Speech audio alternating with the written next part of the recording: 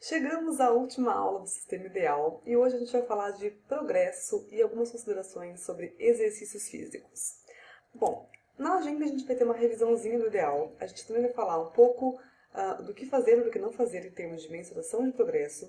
Eu vou te contar aquilo que você tem que saber sobre atividade física e vou fazer umas considerações ao final da aula. Bom, aqui está o nosso ideal, certo? Essa roda com os 5 passos do sistema. Até aqui você já sabe, então, quais são as ferramentas e estratégias que você pode aplicar para conseguir colocar esses 5 passos em prática. São esses 5 passos funcionando em conjunto que te garantem um bem-estar maior, certo? E um consequente emagrecimento, se é isso que você deseja. Acredite, quando a gente normaliza a nossa alimentação, quando a gente estabiliza, a gente sai daquele ciclo de restrição e supercompensação, fica muito mais fácil a gente ouvir o nosso corpo, a gente dá o suficiente para ele, a gente sai daquela situação de se sentir descontrolada perto da comida, isso deixa de acontecer. Quando isso deixa de acontecer, você está escolhendo comer melhor, certo? Você consegue perceber a hora que você vai exagerar, você consegue parar antes, mas é com a prática desses 5 passos que você acaba se tornando mestre nisso e a sua alimentação e o seu dia a dia acabam ficando muito mais leves e você, consequentemente, fica muito mais leve também. E aí, Lívia, que legal. Então, como é que eu vou medir o meu progresso? Como é que eu vou saber se está dando certo? E a primeira ideia que as pessoas têm em relação a isso é se pesar. Mas se você me conhece um pouco, você chegou até aqui faz um tempinho comigo, você sabe que eu vou te falar que essa é a última coisa que eu espero que você faça. E eu vou dar alguns motivos aqui pra você. Eu espero te convencer. O primeiro ponto que eu quero que você considere é que nós normalmente temos uma relação de amor e ódio com a balança. Ou seja, existe um fenômeno, certo, chamado a dança matinal da balança. Você deve conhecer ela. É assim, você acorda, você vai ao banheiro, se você fizer cocô melhor ainda, certo? Você vai tirar a sua roupa e você vai pôr o seu pezinho naquele vidro gelado e esperar o visor parar de piscar. E a gente chama de dança porque muitas vezes a pessoa pisa na balança e ela desce da balança. Ela pisa na balança esperando que o número seja diferente daquele que ela viu, certo? Ou para confirmar que o número realmente que ela viu é aquele mesmo. E ela faz isso infinitas vezes, muitas vezes mais de uma vez por dia. Isso, gente, é toque, não é saudável de forma nenhuma. Por quê? Porque você está deixando um pedaço de plástico, de vidro, certo? Determinar o seu humor, determinar a qualidade da sua vida naquele dia. Por quê? Porque se o número for baixo, que é o que você gostaria que fosse, você está nas nuvens, certo? E possivelmente você merece um bombonzinho depois porque você emagreceu, né? O segundo cenário é que você não tenha perdido, que o peso tenha aumentado por qualquer fator, certo? Que não necessariamente ganho de gordura, a gente não ganha gordura de um dia para o outro assim, certo? Mas qualquer variação do seu peso, seja de água, de hormônios, de qualquer coisa, a hora que você vê um número maior do que você gostaria, você é automaticamente rebaixada a um lixo humano, certo? Então, você tem um dia inteiro pela frente e a qualidade desse dia, a qualidade das suas atividades, do seu bem-estar, do seu bom humor, é determinada por um pedaço de vidro. Eu não sei o que racionalmente você pensa disso, mas a meu ver não faz muito sentido, especialmente hoje em dia, a gente ficar com essa autotortura matinal todos os dias, certo? Então eu quero te dar 5 motivos para não se pesar. O primeiro deles é essa figura aqui. Você já deve ter visto em algum lugar, tá bom? Eu só coloquei para ilustrar que a balança sozinha é um indicador muito pobre da qualidade da sua composição corporal, tá bom? É muito pobre, é muito falho. E mais pra frente eu vou colocar umas fotos pra gente entender isso um pouco melhor. Mas a primeira coisa é a seguinte. O seu peso, ele varia ao longo do dia. Todos os dias, especialmente mulher. A gente tem diversas razões pelas quais a gente pesa mais. A gente vai reter líquido, a gente vai ter variação de hormônios, variação de sal no corpo. Você pode reter mais água conforme a temperatura, conforme o que você comeu. São tantas variáveis e a gente pode chegar até a variação de 2, 3 quilos no mesmo dia. Então é muito falho a gente acreditar aqui, porque a gente se pesou numa hora, a gente dormiu e a gente acordou, a gente magicamente está nas mesmas condições que a gente estava no dia anterior, certo? Existem mais fatores do que simplesmente perda ou ganho de gordura. O segundo ponto é que a balança não mede perda de gordura, ela mede gordura, massa magra e água. As 3 coisas juntas. Você está medindo 3 coisas no que você gostaria de medir uma só. Por isso é um indicador muito falho. Você não está medindo aquilo que você gostaria de medir, certo? O terceiro ponto é aquela história de você ver um número positivo, um número maior do que você gostaria, e por isso você se sentir tão mal, você ter uma depressão de humor tão forte, que você vai comer mais, porque você já não está conseguindo chegar a lugar nenhum mesmo. Na verdade, esse efeito depressor vai te dar mais ansiedade, mais estresse, que são exatamente os gatilhos de fome emocional que te levam a comer mais. Outra coisa, a gente tem diversos estudos que apontam uma associação direta entre se pesar frequentemente e compulsão alimentar. Por quê? Porque você fica naquela mentalidade de 8 ou 80, de tudo ou nada. Se eu emagreci, eu posso comer muito mais, ou eu não posso comer nada para continuar meu progresso. Ou se eu engordei, né, se meu peso subiu, eu ou por tudo a perder mesmo, ou aí que eu vou restringir mais mesmo. É um indicador que ele acaba levando a extremismo se você não souber interpretá-lo de forma correta. E por último, pessoas naturalmente magras, não aquelas que se forçam, certo? Pessoas naturalmente magras, elas não se pesam regularmente. Pergunta para suas amigas magras se elas sabem o peso delas. Muitas vezes elas nem sabem, porque faz tanto tempo. Ah, eu pesei no médico, eu pesei há meses atrás, pesei ano passado. Por quê? Porque a pessoa ela não usa esse indicador para medir a qualidade do corpo dela, para medir a autoestima dela, para medir a qualidade de vida dela, certo? Bom, para tentar te convencer mais um pouquinho, eu trouxe aqui duas fotos. Você pode encontrar muitas fotos dessas no Google de comparações de mulheres com o mesmo peso. Você pode ver aqui na foto das mulheres de rosa, essa foto é do Reino Unido, e ela mostra diferentes mulheres com diferentes alturas e estruturas corporais com o mesmo peso, que são ounce stones, que é a unidade de medida que eles usam lá. Você pode perceber que elas têm composições corporais muito diferentes e que o tamanho do jeans delas varia muito de uma para outra, certo? E todas elas pesam exatamente a mesma coisa. Então, quando você olhar no Instagram ou qualquer lugar, a pessoa que falou, eu peso X quilos, e você colocar na sua cabeça assim, eu quero pesar X quilos, pense, por favor, que muita coisa vai variar. E mesmo que você me fale assim, Liv, mas a altura é a mesma, eu quero que você compare essa foto aqui da moça de top azul. Ela coloca que ela está com o mesmo peso, exatamente, certo? Se é a mesma pessoa, ela tem a mesma altura, ela está 2 anos mais velha, e no caso dela, ela mudou o tipo de treino que ela fazia, que ela focava mais em cardio, e ela começou então a levantar mais pesos, e também ela colocou uma coisa muito interessante. Ela colocou na primeira foto que a alimentação dela era irregular. O que é irregular? São ciclos de restrição, compensação. Restrição, compensação, o seu corpo não sabe o que está acontecendo, ele só tem calorias chegando ou faltando o tempo todo, e ele está num ambiente de incerteza, ou seja, ele não vai soltar nenhum grama, ele não vai soltar nem gramas de gordura, porque não faz sentido do ponto de vista evolutivo que ele libere gordura, porque, né, vai que falte.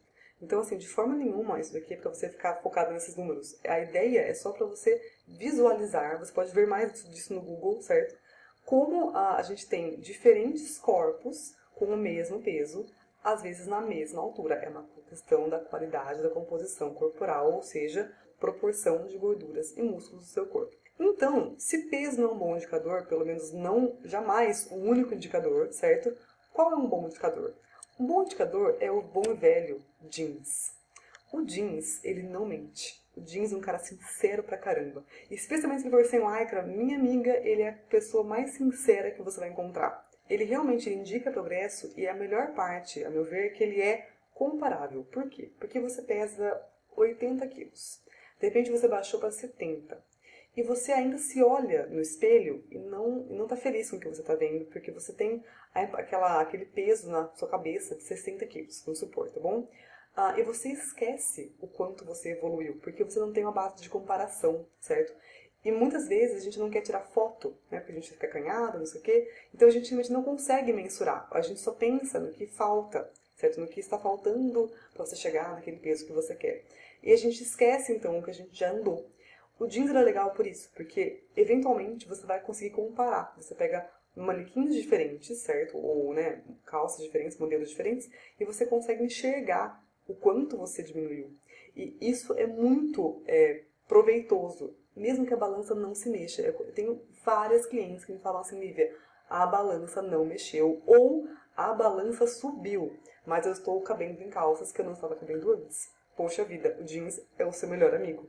Considerações sobre usar jeans para isso. Então, eu te convido a ter um jeans como meta, tá bom? Melhor ainda se ele for um jeans um tamanho menor do que o que você está usando agora. Por quê? Para que ele simplesmente não feche, ou ele esteja quase subindo, sabe? É inviável e é um tiro no pé você colocar como meta um jeans 36, porque ele não vai passar da sua coxa, e você vai ficar muito irritada com aquilo, e aquilo acaba sendo mais desgastante para você.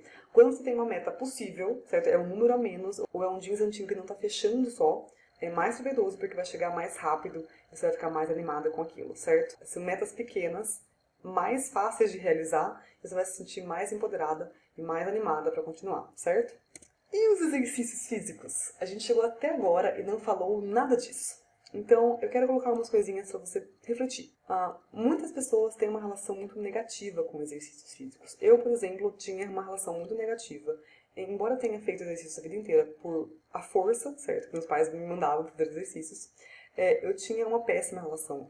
Especialmente porque eu achava que eu estava fazendo aquilo para emagrecer. Embora o treino em si nunca tenha me emagrecido. De consolo com história pessoal, eu fiz crossfit por mais de 1 ano e meio sem perder 1 grama, porque minha alimentação era totalmente inconstante. Eu estava tentando emagrecer, mas eu me restringia tanto que eu acabava compensando toda hora, tinha crises de compulsão alucinantes, ou seja, eu não perdi 1 grama fazendo crossfit, que dizem que emagrece. Então, veja bem, não é exercício, não é um atalho para emagrecimento, não é. Por que que não é? Porque, especialmente se você usa o exercício como um devo, se ele está naquela categoria de devo, você vai precisar de força de vontade para fazer.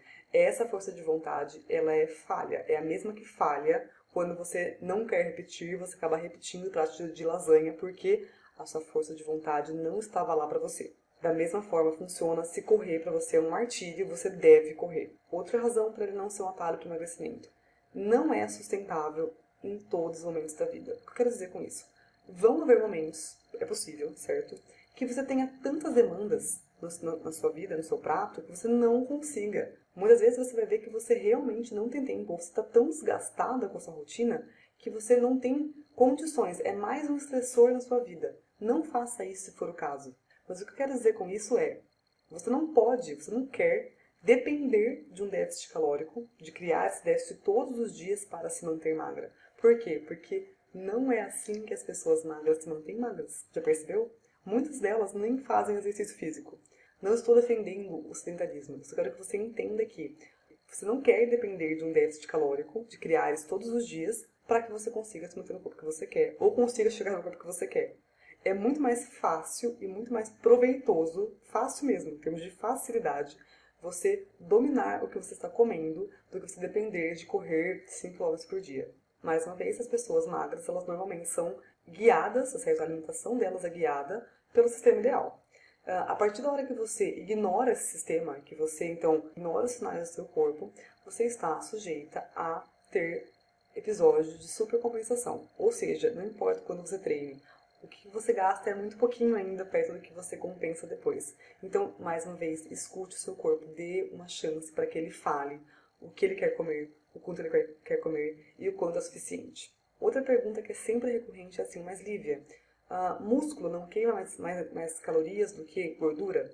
Sim, queima, mas é muito, muito pouco. Quer ver? Por exemplo, a pessoa que está com sobrepeso, se ela perder 10 libras de gordura, ela está gastando, então, 4 quilocalorias a mais por libra de peso, nessa troca de gordura por músculo. Ou seja, por dia ela está queimando 40 quilocalorias a mais do que ela queimava antes.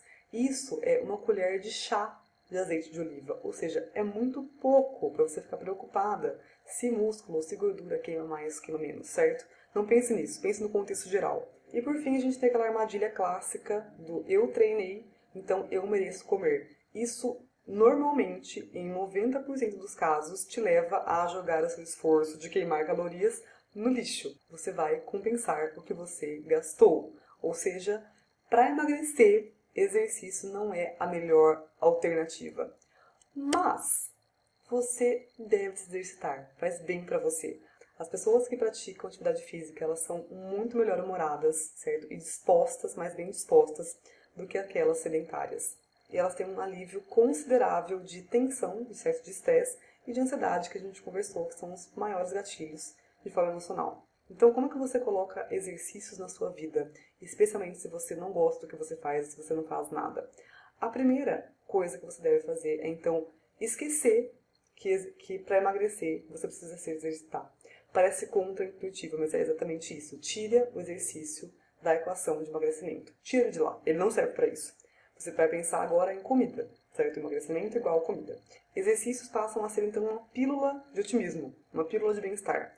Quando você tira da categoria do devo, porque ele não está mais te ajudando a emagrecer, certo? Você vai já se sentir mais disposta a testar outras coisas. Porque você não vai estar preocupada com a quantidade de calorias que você está queimando, por exemplo, certo? É só prazer, é só otimismo. Então você fica mais aberta a provar outras coisas, a tentar outras coisas. Acaba com aquela ideia de que tem que queimar tantas calorias, fazer tantos minutos e assim por diante. Você consegue aumentar o leque de possibilidades e testar e ver como é que o seu corpo se comporta, o que ele está achando disso tudo. Você provavelmente, em 100% das vezes, vai se sentir melhor com você mesma, em termos de sono, em termos de disposição, em termos de energia, em termos de libido e assim por diante. São tantos benefícios que você acaba colocando na categoria do quero. Só que muito dificilmente ele vai entrar nessa categoria se você não gostar do que você está fazendo ou se você se sentir obrigada. A gente não quer se sentir obrigada a nada, nem com comida, nem com treino, certo? Então, assim, procure coisas que você gosta, mas esqueça a ideia de que ele vai te ajudar a emagrecer. Isso vai tornar mais fácil que você consiga aderir a um plano de exercício, seja ele qual for. Não tem certo, não tem errado. A ideia é que você tire benefício disso, então, se sentindo melhor. Quando a gente se sente melhor, a gente come melhor. Eu vou repetir isso sempre. Quando você se sente melhor, você come melhor, tá bom? E, por fim, considerações finais. Depois de tudo isso, eu queria reforçar alguns pontos, os pontos mais importantes que a gente trabalhou aqui no curso, tá bom? Todos eles são importantes da sua forma, mas eu posso resumi-los em algumas considerações. A primeira coisa é, nunca permita que a sua alimentação entre no piloto automático. Por quê? Porque nós temos a tendência a manter hábitos enraizados. Esquece aquela ideia de que tem 21 dias, tantos dias para criar um hábito. Pode ser até verdade em certo ponto, mas assim, eventualmente, se você comeu mal a vida inteira, ou se você ficou brigando com você mesmo, com culpa, vergonha, etc., com comida a vida inteira, é muito difícil você mudar isso em pouco tempo. E é muito difícil também se você comeu distraída a vida inteira, ou pelos últimos 20 anos, você de repente prestar atenção o tempo todo no que você está comendo, você ficar conectado com a sua comida o tempo todo. A gente acaba fazendo por um tempo, emagrece e depois a gente para de fazer. Então não permita que essa alimentação entre no piloto automático de novo, certo? Force-se, mantenha isso de forma forçada no começo, eventualmente, não sei daqui quantos dias, mas eventualmente vai ficar mais intuitivo e você vai perceber que comer com distração acaba sendo estranho. Eu juro que chega nesse momento. Demora um pouco, mas chega, certo?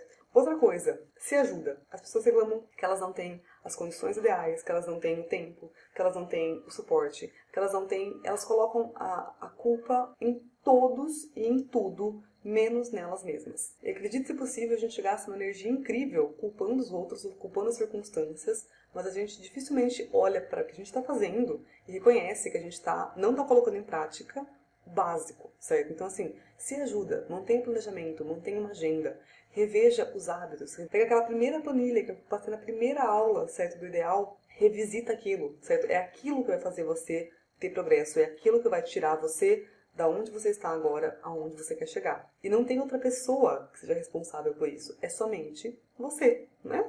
Terceiro ponto, lembre-se do fator satisfação, certo? Da vitamina P. Tenha prazer em comer. Quanto mais prazer você sentir comendo com atenção, a comida vai ficar mais gostosa, você vai ter que comer menos. Mas não se sinta obrigada a parar, certo? E isso também é tão contraprodutivo quanto restringir. Então, assim, no começo é capaz que você tenha mais dificuldade de saber o quanto é suficiente, mas eventualmente você vai ficar craque nisso. Mas assim, quanto mais prazer, quanto mais fatores te dando prazer na sua refeição, certo? Os talheres, o prato, uma musiquinha gostosinha, suave, isso faz muita diferença no quanto você vai comer, porque faz diferença no que você está aproveitando daquilo. Outra coisa, pratique mindfulness. Eu sei que é uma coisa que às vezes a gente acha que a gente não tem tempo. A gente não tem 5 minutos por dia para fazer meditação. A gente não tem 5 minutos por dia para fazer um diário. A gente não tem 5 minutos por dia para fazer um caderno de gratidão. Mas a gente tem 1 hora para ver Netflix, certo? Então, assim, não dê desculpas. Pratique mindfulness. Isso vai te ajudar a ficar mais equilibrada no seu dia a dia. Mais uma vez, você se sente melhor, você come melhor. A gente come mal para compensar faltas e buracos e privação de bem-estar, certo? Então, sinta-se bem. Para isso, Durma bem. É uma coisa que muita gente peca, especialmente porque a gente acha que não é tão importante assim. A gente só percebe o quanto dormir é importante quando você coloca como prioridade e quando você está dormindo regularmente bem, várias horas, tipo 7, mais de 7 horas assim, você começa a perceber como a sua vida muda e como você tem muito mais clareza mental no seu dia a dia.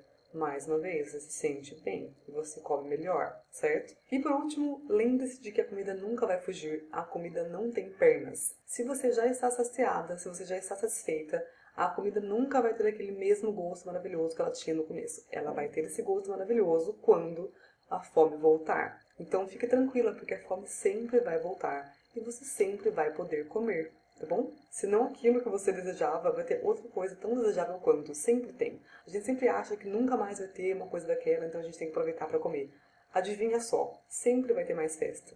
Sempre vai ter mais Natal, sempre vai ter mais aniversário, sempre vai ter mais bolo, sempre vai ter mais café, sempre vai ter. A gente acha que não, mas não, sempre vai ter. Então assim, não adianta você acreditar que só hoje você vai enfiar o pé na jaca porque hoje pode, porque hoje é domingo, porque hoje é aniversário. Daqui uma semana também é domingo, certo? Daqui uma semana vai ter aniversário, daqui 15 dias é feriado. Então, assim, não cai na armadilha mental de achar que só hoje pode, ou de que aquela comida é tão especial que você nunca mais vai comer de novo. Você vai comer, se não aquilo, outra comida tão especial quanto, certo? A comida sempre vai estar lá pra você. E é isso. That's all, folks. Muito obrigada pela sua participação. Eu fico à disposição, eu reforço isso. O material está acessível por mais um ano, pelo menos, certo? Então, qualquer dúvida, qualquer coisa, não deixe de me escrever. Até a próxima oportunidade e um super beijo!